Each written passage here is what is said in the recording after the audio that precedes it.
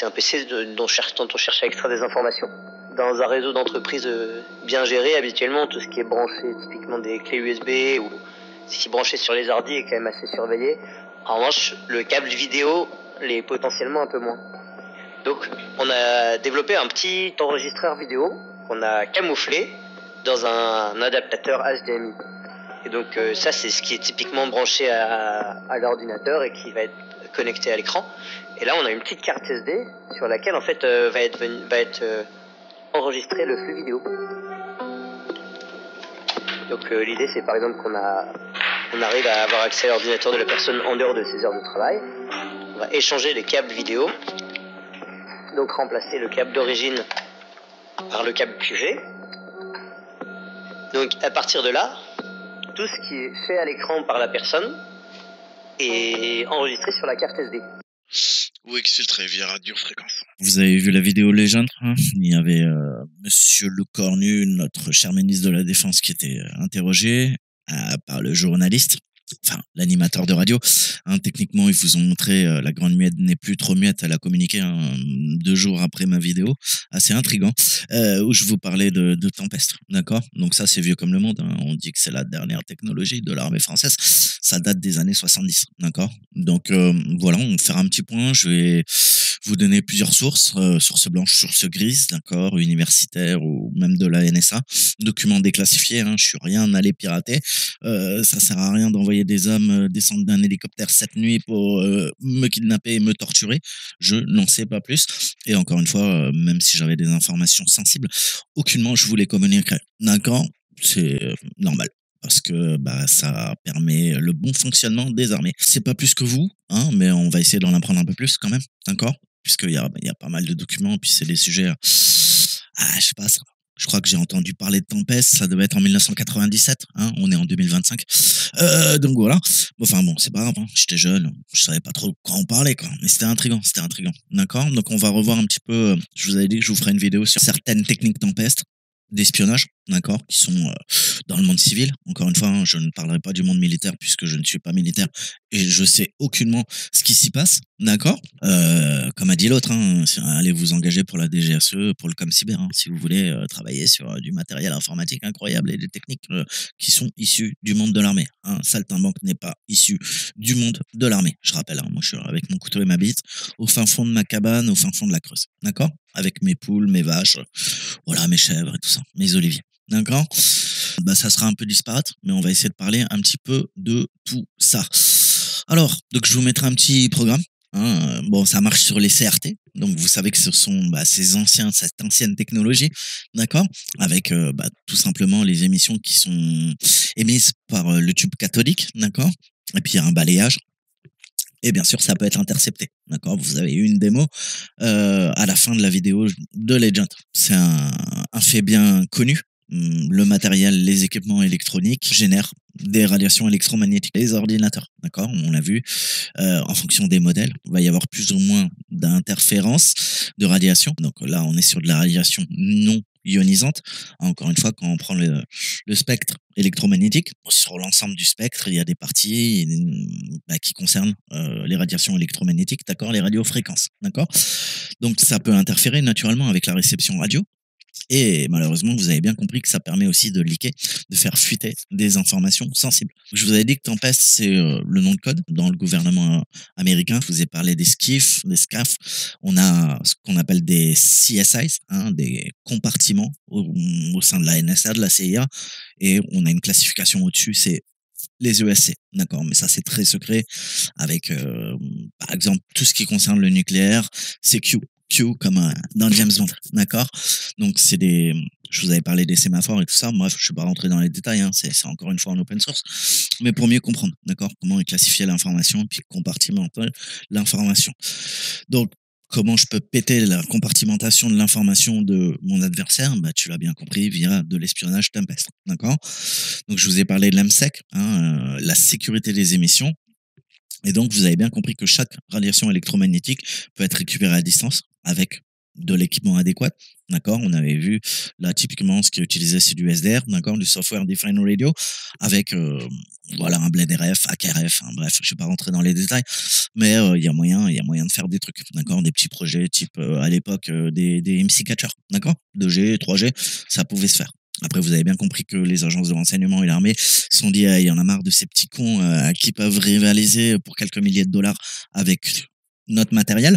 Donc, on va leur mettre des bâtons dans les roues. D'accord? Et puis, bien sûr, faire un MC catcher maintenant en 4G, 5G, 6G, c'est bien plus compliqué. Pourquoi? Parce qu'il vous faut toute une infrastructure derrière et c'est pas n'importe qui. D'accord? Même si on sait qu'il y a des nœuds de réseau, hein, je veux pas rentrer, mais des MCX et tout ça, il y a tu peux en faire tourner de façon pirate, mais il faudra passer par des sociétés un peu louches, d'accord, qui vous vendent ce type de matériel. Et donc, ça complexifie les coûts, d'accord. Mettre sur écoute, péter le SS7, à une époque, ça coûtait très très cher. Aujourd'hui, ça allait beaucoup moins, d'accord. Donc, c'est le principe de signalisation, d'accord. Il y a des failles SS7 depuis les années 80, donc ça fait plus de 50 ans, 60 ans, d'accord.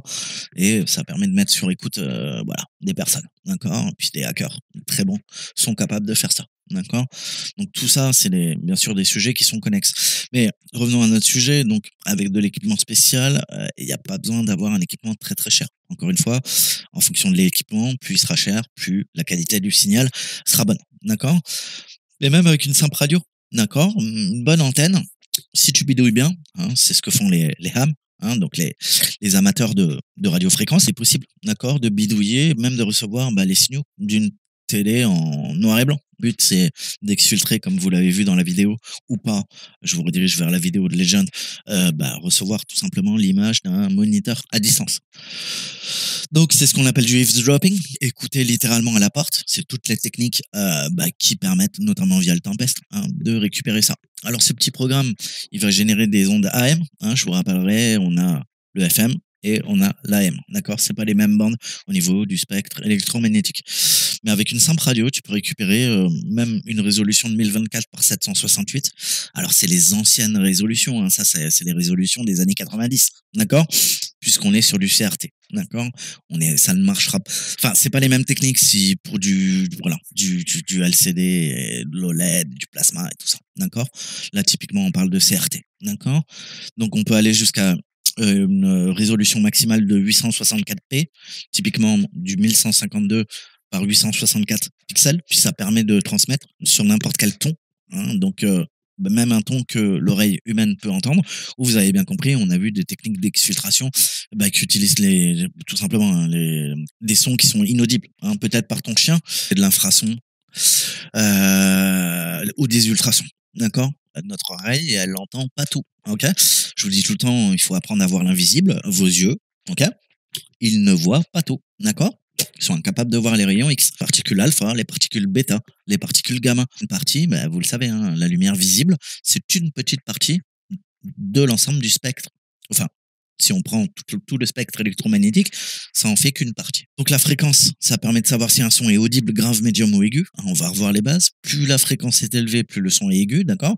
Et typiquement, un son audible par l'homme, c'est une fréquence qui est comprise entre 20 Hz et 20 000 Hz, d'accord. Donc 20 kHz.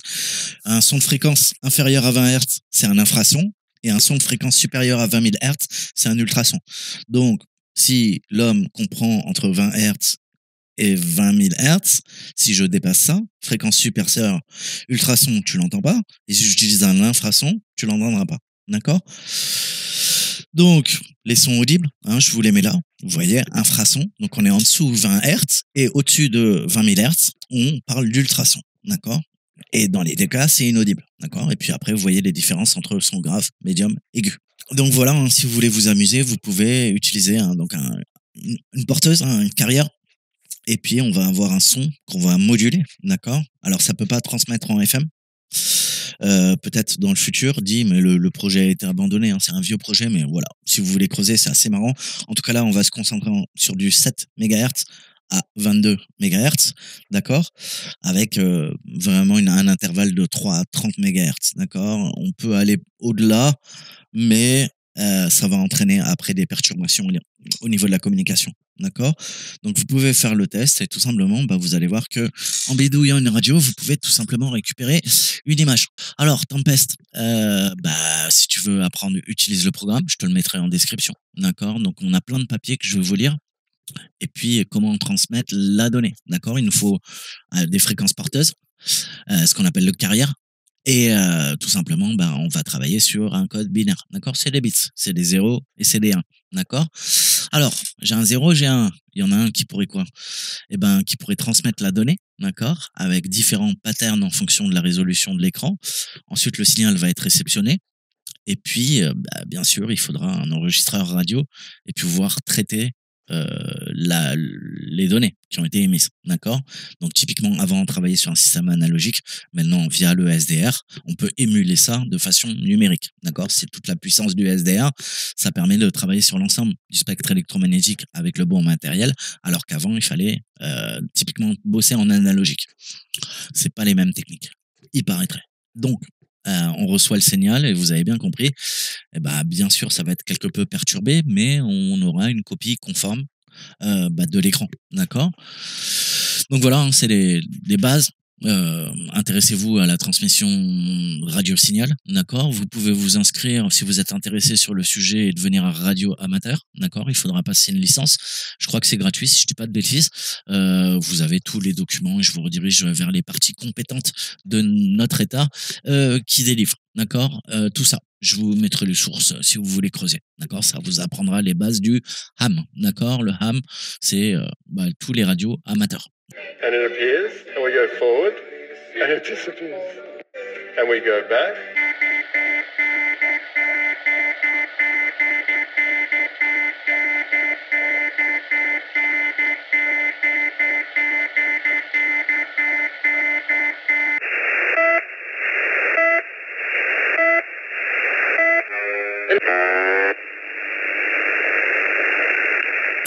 Donc, attention, hein, ça peut, pareil, hein, on a l'ARCEP, l'autorité de régulation des télécommunications. Si vous transmettez un signal radio et qu'il interfère avec tout simplement des radios publiques, vous allez avoir les amis gendarmes qui vont venir vous voir. C'est totalement illégal, d'accord? Vous devez respecter. Et même pour pouvoir utiliser du SDR, il vous faut une licence, d'accord? On fait pas n'importe quoi.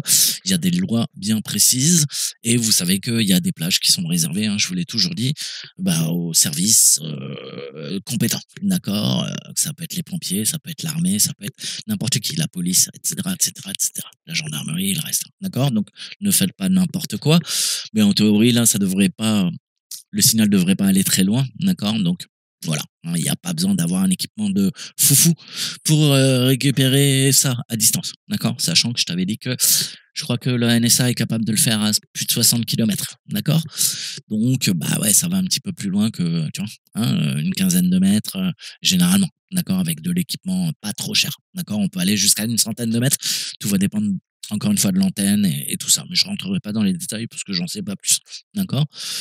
Donc faites pas n'importe quoi. D'accord? Puisque c'est des fréquences qui sont protégées. Mais grosso modo, on utilisait sur les anciens écrans CRT une résolution qui s'appelle le Super VGA. D'accord? Parce qu'avant on était en VGA.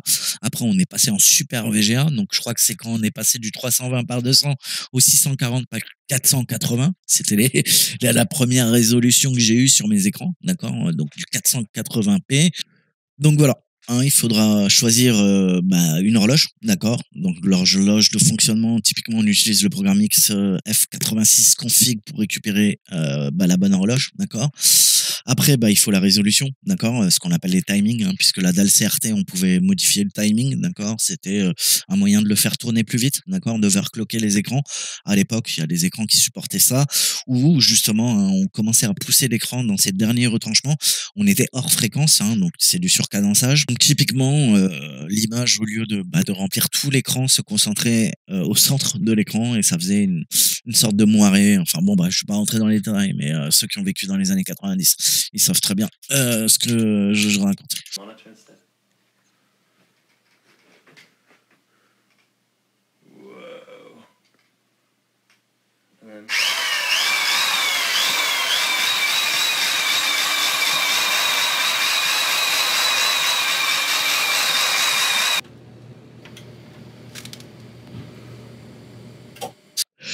Donc typiquement, on va se focaliser sur le moniteur en lui-même et puis surtout la ligne, comment dire, électrique, hein, tout ce qui est alimentation, on sait que ça bruite, hein, et donc ce bruit va être récupéré. Donc tu peux utiliser une antenne de merde ou un bandpass filter, comme on dit. Hein. Donc ça sera pas récupéré de très très loin, mais vous pouvez récupérer entre 800 Hz et 1100 Hz. Si vous trouvez la bonne fréquence, vous pourrez éventuellement récupérer tout ça et même récupérer le bip, le fameux bip, d'accord, qui est assez reconnaissable. Donc ça permet de savoir que vous avez le signal. Donc encore une fois, on parle de SNR, hein, c'est le rapport signal bruit, d'accord, ce qu'on appelle le signal noise ratio. Donc le SNR, vous devriez connaître, hein, tout simplement, dès qu'on parle de radiofréquence, on parle de SNR d'atténuation, d'accord, au niveau des bandes. Et après, on a différentes fréquences, hein. On a du C2 en 523 Hz, on a du C3 en 1047 Hz, on a du C4 en 2094, etc., etc., etc. Je vous laisserai lire l'article. Et puis, on va voir un petit peu différents, comment dire, PDF et voir un petit peu les bases, d'accord, avec la littérature qu'on peut trouver dans la nature. Alors, vous avez bien compris, le but c'est de construire, faire une copie d'écran à distance, tout simplement de l'écran, avec les émanations de radiofréquence. Donc le but, hein, c'est d'utiliser via du SDR, hein, donc un logiciel sur un ordinateur qui va contrôler aussi les radiations, comment elles sont transmises. D'accord, donc ça peut être utilisé en attaque et en défense. Je vous avais montré dans la précédente vidéo du matériel qu'on peut utiliser aussi pour brouiller activement en fait les fréquences, d'accord, pour qu'elles puissent pas être sniffées à distance. Donc vous avez bien compris, pour attaquer un système, il faudra implanter un code malicieux, d'accord, un implant qui va permettre de voler les informations en utilisant les radiofréquences, hein, et puis optimiser, hein, en fonction de la réception qu'on veut, la distance de réception. Et puis encore une fois, il faut, si on travaille dans le renseignement, hein, les coûts, d'accord, et puis la discrétion, d'accord, ce qu'on appelle le covert-ness. Pour défendre un système, à l'inverse, hein, il faut déjà que ton driver il soit peut-être pas pété, d'accord, donc il faut faire confiance, d'accord, et puis encore une fois, on va utiliser des fontes spécifiques, d'accord, et un réglage spécifique de l'écran pour que il minimise en fait l'énergie et les émissions pour qu'elles puissent pas être interceptées. La question, est-ce que des drivers de cartes 3D, tu vois, est-ce que tes polices et tout ça, est-ce qu'elles sont pas à dessein, tu vois, elles permettent ce type d'émission, hein, je m'interroge. C'est connu, hein, depuis les années 60 dans le monde militaire, et tous les nerds, hein, puisque moi je suis un simple nerd, et donc chaque ordinateur va générer des radiations électromagnétiques. Je vous le disais, en substance interférée avec les radiofréquences, la réception, mais qui vont aussi permettre de faire fuir des informations. Donc c'est connu comme les signaux compromettants, hein, compromise emanation ou tempest radiation. Donc je vous ai dit, c'est le nom de code. Je vous redirige vers Spycatcher, d'accord, un ancien du MI5, donc l'équivalent anglais de la DGSI, anciennement DST, renseignements généraux, tout ça. Donc Peter Wright qui raconte en fait les origines de Tempest, puisque c'est utilisé en contre-intelligence et puis surtout sur des machines, hein. La première machine, c'est pendant la guerre froide, avec des principes de rotor, donc c'est des machines de chiffrement. C'est pour ça qu'on parle du chiffre, et c'est pour ça que avant qu'il y ait des informaticiens cryptographes, par exemple dans les ambassades, on avait ce qu'on appelait des chiffreurs. D'accord.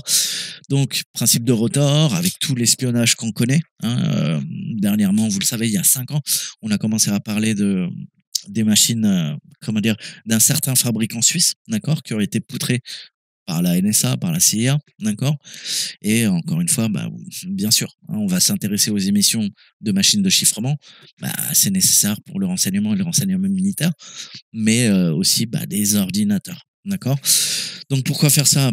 Peut-être pour avoir de l'information. À l'époque, le gouvernement britannique voulait joindre le EC, hein, donc c'était le European Economic Community, donc la CE, hein, l'ancêtre de l'Union européenne. Et le Premier ministre se faisait un petit peu de soucis, puisque le président de Gaulle, lui, voulait bloquer en fait tout simplement l'adhésion de la Grande-Bretagne. Donc, on a demandé à l'IC, Donc, l'intelligence community, la communauté du renseignement, hein, c'est comme ça qu'on dit chez les anglo-saxons.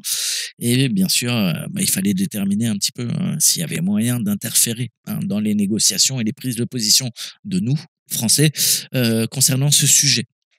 Donc, ils ont essayé tout simplement de péter nos câbles diplomatiques et notre chiffrement dans nos ambassades et utiliser dans nos ministères. D'accord? Donc, Wright raconte tout ça et les machines de communication à l'époque française utilisaient aussi un second signal, d'accord, pour perturber le chiffrement. Le problème, c'est que ils ont réussi de trouver un équipement qui permettait de le réceptionner et en plus, apparemment, le second signal était en plein texte, d'accord, en texte clair. Grâce à ça, ils ont pu faire leaker tout simplement nos machines de chiffrement à l'époque et ils nous ont poutrés, d'accord. Donc, bien sûr, les systèmes d'information, les systèmes utilisés par le gouvernement pour faire transiter de l'information sensible, c'est ce qui sera exploité par des techniques Tempest. Donc, ça coûte cher. Il faut mettre un blindage métallique sur chaque équipement, chaque pièce, d'accord, et même tout un bâtiment, d'accord. Donc, il faut que ça soit blindé. On a le principe séparation rouge, noir, d'accord. Encore une fois, je t'ai dit information classifiée, information donc confidentielle avec des informations non confidentielles, d'accord. Le rouge, c'est de la donnée confidentielle, d'accord. Et ça peut être aussi des terminaux d'ordinateur qui doivent être isolés par des filtres, par du blindage. Et on a le black. Le black équipement, typiquement, c'est tout ce qui est modem, d'accord. Tout ce qui est radiofréquence, radio, d'accord, qui doit être également protégé et qui, lui, traite des données qui sont pas classifiées. Donc, le rouge, classifié, le black, non classifié, d'accord. Donc, il y a des interconnexions entre, c'est typiquement, vous avez les directives de l'ANSSI, d'accord, pour interconnecter des systèmes d'information avec des données classifiées, avec d'autres systèmes d'information qui traitent de la donnée non classifiée, d'accord. Et voilà, donc ces termes, il faut le comprendre, red et black.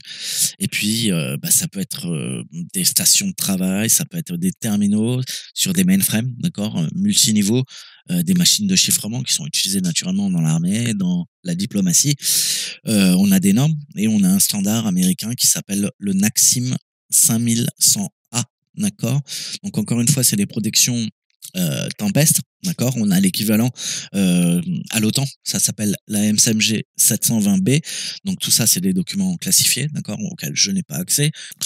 Donc vous voyez, là, on va parler aussi sécurité de l'information et des communications. Vous voyez que ça, c'est en libre consultation, puisque moi, j'arrive à récupérer ça.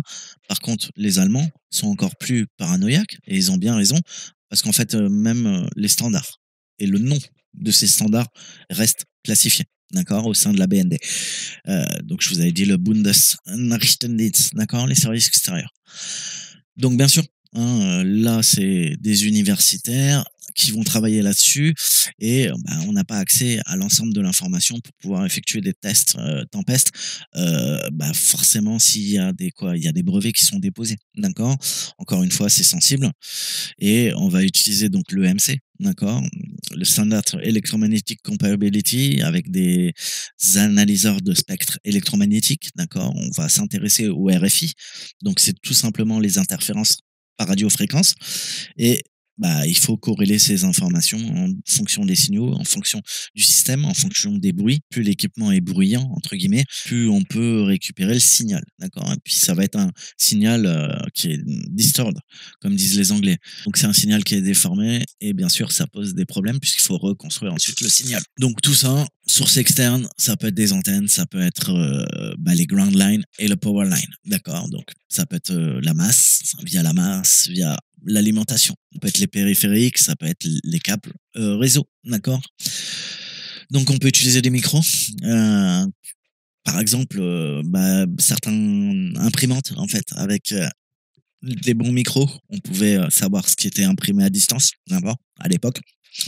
Donc encore une fois, c'est des millions de samples qu'on va récupérer d'échantillons et il va falloir tout l'art du Tempest, c'est de pouvoir traiter cette information. D'abord, il faut l'identifier, d'accord?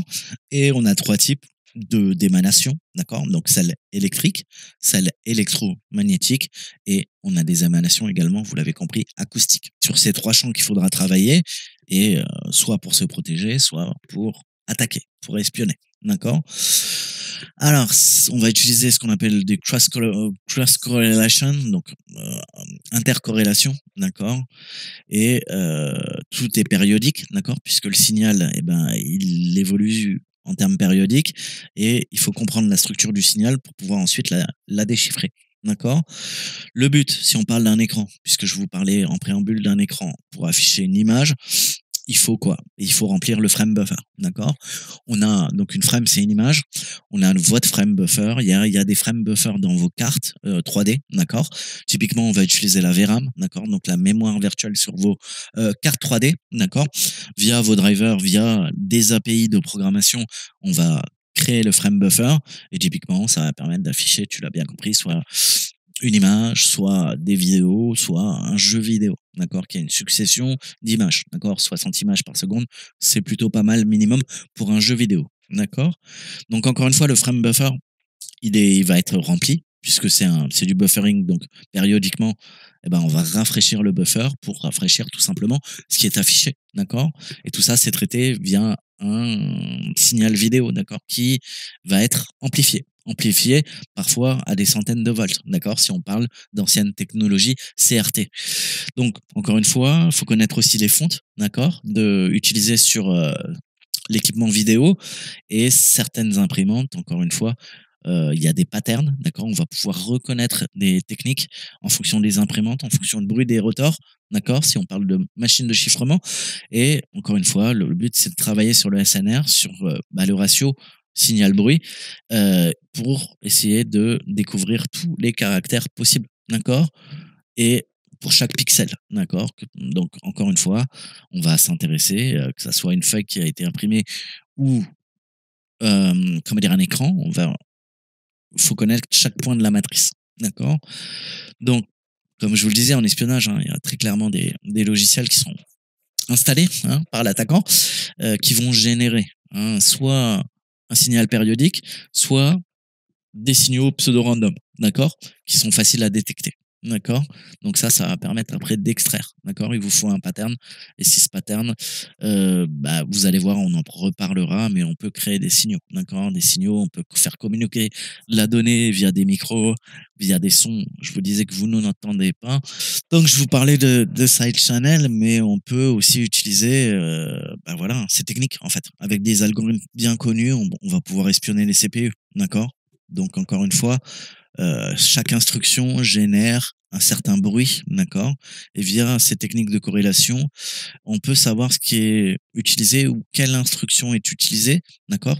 Notamment dans les caches, d'accord? CPU, parce qu'il y a des patterns d'instructions qui vont être chargés en mémoire, enfin chargés dans les registres de vos CPU, et ça va créer un certain bruit, d'accord? Soit électromagnétique, soit même mécanique. D'accord.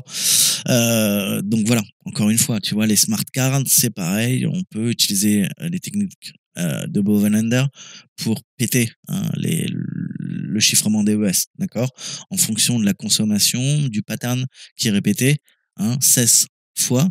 Je peux commencer à quoi? Décrypter, d'accord, les données. Donc c'est des attaques par corrélation. Alors, en utilisant aussi la sortie et la consommation d'une smart card au niveau de son processeur. On peut aussi écrire, d'accord, des fois dans les proms, d'accord. Et si je commence à bidouiller la prom, je peux commencer à faire des attaques, d'accord, matérielles sur l'équipement, d'accord. Alors qu'est-ce que je peux faire?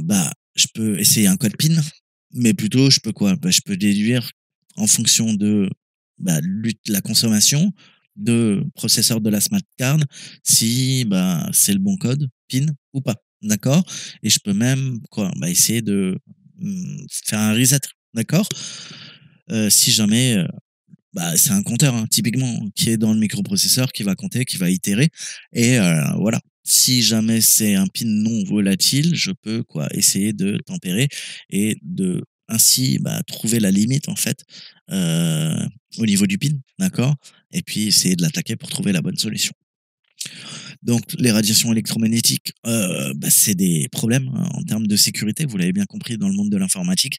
Et je vous disais, moi ça m'a fait rigoler parce qu'on dit les dernières technologies de l'armée française. Non, c'est un truc qui existe depuis les années 67, d'accord, dans la littérature ouverte. Il y a eu des rapports, notamment en Suède en 1983, et c'est vraiment apparu à l'attention du grand public, et on a commencé à en parler avec le pionnier qui est Fonek, qui travaillait en fait sur ces techniques Tempest, et ça a été le premier chercheur qui a démontré en fait en utilisant une télé qu'on pouvait tout simplement reconstruire à distance l'image en utilisant du matériel bas de gamme, du low cost, du low tech, et puis tout simplement se synchroniser sur ces pulsations, puisque c'est pulsé, d'accord, sur les télécathodiques, les CRT pareil, d'accord, c'est stroboscopique, et on a des oscillateurs qui font varier la fréquence. Donc il a prouvé qu'on pouvait le faire, d'accord, avec Bernstein, Moller, Kohlberg, d'accord, c'est d'autres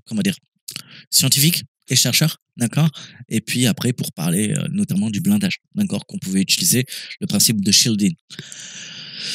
Donc on a les câbles aussi, les RS-232, qui eux sont blindés, mais qu'on pouvait également espionner à distance, d'accord. Donc je vous disais que parfois il y a des équipements en défense, mais il faut s'assurer de la pertinence de ces équipements, parce que même parfois un blindage simple ne suffit pas, d'accord. Donc c'est l'induction dans un câble, et en termes de résistance, entre la masse et l'équipement qui est ciblé, on peut récupérer des informations. Il y a de l'équipement et des composants qui vont être excités avec de la haute fréquence, et donc ça permet de récupérer la donnée, et ces oscillations au niveau des hautes fréquences, c'est elles qui émettent ces fameuses ondes électromagnétiques qui vont être réceptionnées.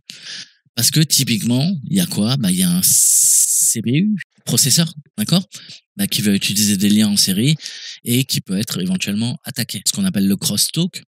Donc encore une fois, on a des câbles qui fonctionnent en parallèle, et le but, ça va être de reconstruire en fait les données. Imaginons des données réseau, d'accord, de lignes téléphoniques qui va être interceptée, et vous connaissez le principe des pinces crocodiles. On a les câbles de téléphone à l'époque, puis les opérateurs de radio amateurs. Pareil, ils savent que on avait des réseaux 10 base T qui sont connus en fait pour émettre de la radiofréquence, d'accord, avec des paires torsadées. Donc l'Ethernet, ça crée également des shortwave, des ondes courtes, d'accord, et qui peuvent être interceptées en fonction des bandes qui sont utilisées. Même à l'époque, les vieux portables, on pouvait recevoir des interférences, d'accord, avec les radios en FM, notamment quand à l'époque on scrollait, d'accord, via la souris. Pourquoi? Il y avait le bus système, d'accord, qui se mettait en branle, et ça pouvait être intercepté, et un virus pouvait utiliser cet effet pour transmettre et exfiltrer de la donnée de votre ordinateur dans les années 90, d'accord. Donc les émissions compromettantes, elles sont non seulement causées par les signaux et par les antennes qui sont également parasites, d'accord. Donc quand je vous l'ai dit, tout peut leaker. Il y a des fuites d'informations via de la haute fréquence, d'accord, via les alimentations, via la masse, d'accord. Donc t'es relié à la Terre, la Terre également, voilà, ça part dans la Terre, et comme vous avez vu, via un grillage, on peut récupérer des trucs, d'accord. Je capte les radiofréquences qui sont dans l'air, et j'essaie de récupérer ce qui passe par la Terre. Les data line drivers aussi, donc ça va faire de la basse fréquence, des variations, d'accord, au niveau de l'alimentation, de son voltage. Tout ça, c'est des shifts, puisque c'est 0, 1, 0, 1, et en fait votre alimentation, il y a des étages de découpage, on va découper l'alimentation. Tu sais qu'elle arrive en 220, j'utilise du 1,1 volt, du 3,3 volts, du 5 volts et du 12 volts, d'accord, AC to DC. C'est ce que fait ton alimentation, d'accord. Elle découpe, d'accord, elle découpe, et puis elle varie elle fait varier. Et en fonction de ces variations, il y a une horloge. Et bah, c'est tout simplement de la donnée qui peut être traitée, d'accord? Puisqu'elle est modulée. Et comme elle est modulée, ce signal de données va émettre de la RFI, d'accord? De la radiofréquence. Et donc, bah, qui pourra être interceptée, d'accord? Donc, tous ces risques, c'est des attaques actives ou passives, d'accord? Mais encore une fois, s'il y a un principe de modulateur qui est introduit, qui va générer un bruit parasite, et ben, avec ce principe de résonance, d'accord, on va appliquer ça à un signal radio, euh, à une radiation électromagnétique, et ça permet bah, tout simplement à un attaquant de connaître la fréquence de résonance, d'accord, par exemple du PC, du clavier, de son câble, d'accord, qui va irradier, d'accord, à une certaine fréquence, et en fonction de ça, bah, je peux détecter tout simplement les frappes de clavier, d'accord. Ça va être un sniffer de clavier à distance, d'accord, puisque bah, chaque frappe va générer un certain signal, d'accord. Vos claviers, chaque touche du clavier génère une certaine fréquence, d'accord. À partir de ça, on peut recomposer les frappes de clavier, d'accord. Donc voilà, on a des transistors non linéaires. Encore une fois, on va appliquer une modulation de chaque signal qui va être intercepté, retransmis, d'accord. Et en fonction de ça, eh ben, c'est bien connu dans le monde de la contre-intelligence, ce qu'on appelle du non-linear junction detector, c'est utilisé pour bah, localiser, d'accord, quoi, bah, de l'équipement éventuellement d'espionnage, d'accord, des microphones qui fonctionnent par radiofréquence, d'accord, et de l'équipement qui n'est pas autorisé,